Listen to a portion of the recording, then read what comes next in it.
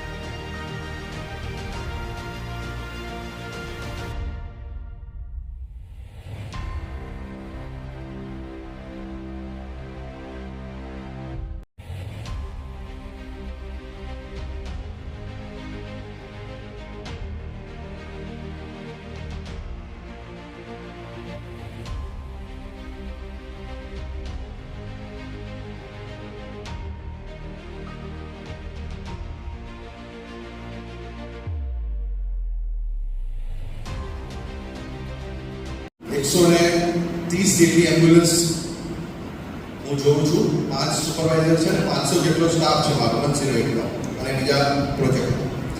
મારી ઓફિસ જૂની સિવિલ હોસ્પિટલમાં છે, ચોક બજાર, અને સંસ્થામાં છેલ્લા 15 વર્ષથી હું ફરજ બજાવું છું. સુરત શહેર પોલીસ દ્વારા માર્ગ અકસ્માતમાં જે વ્યક્તિઓને કોઈ પણ વ્યક્તિ જો હોસ્પિટલ પહોંચાડે તો ભારત સરકાર અને રાજ્ય સરકાર દ્વારા રાહવીર યોજનાનું અમલીકરણ કરવામાં આવ્યું છે. આ રાહવીર યોજનાની જાણકારી સુરતના શહેરીજનોને મળે અને સાથે સાથે હોસ્પિટલના સ્ટાફ અને અમારા સ્ટાફને પણ સેન્સિટાઇઝ કરી શકાય તે માટે એક અવેરનેસ સેમિનારનું આયોજન કરવામાં આવેલું. આ રાહવીર યોજનાનો મુખ્ય હેતુ એ જ્યારે કોઈ પણ વ્યક્તિને અકસ્માત થાય તો ગોલ્ડન અવર્સ દરમિયાન જો એને હોસ્પિટલ પહોંચાડવામાં આવે તો તે વ્યક્તિની બચી જવાની સંભાવના ખૂબ વધારે હોય છે અને રોડ અકસ્માતના કારણે જે મૃત્યુઓ થઈ રહ્યા છે એમાં ઘટાડો લાવી શકાય અને લોકોનો જીવ બચાવી શકાય, એ આ યોજનાનો મુખ્ય હેતુ છે. રાહવીર યોજના હેઠળ જો કોઈ પણ વ્યક્તિ એ અકસ્માત થયેલા વ્યક્તિને કે જેમને ગંભીર પ્રકારની ઈજાઓ થઈ છે એમને જો હોસ્પિટલ પહોંચાડવામાં આવશે તેમને 25,000 સુધીનું ઇનામ એ રાજ્ય સરકાર અને ભારત સરકાર દ્વારા આપવામાં ડિક્લેર કરવામાં આવ્યું છે. અને આ રાહવીર યોજના હેઠળ એ તમામ હોસ્પિટલ, સુરત શહેરની તમામ સરકારી અને પ્રાઇવેટ હોસ્પિટલો સાથે સાથે 108 અને કોર્પોરેશનની સાથે કમિટી બનાવવામાં આવેલી છે અને આ કમિટીમાં આવા જે રાહવીર યોજનાના જે નોમિનેશન્સ હોય છે એ અપ્રૂવ થઈ અને રોડ સેફ્ટી ઓથોરિટીને રિપોર્ટ કરવામાં આવશે.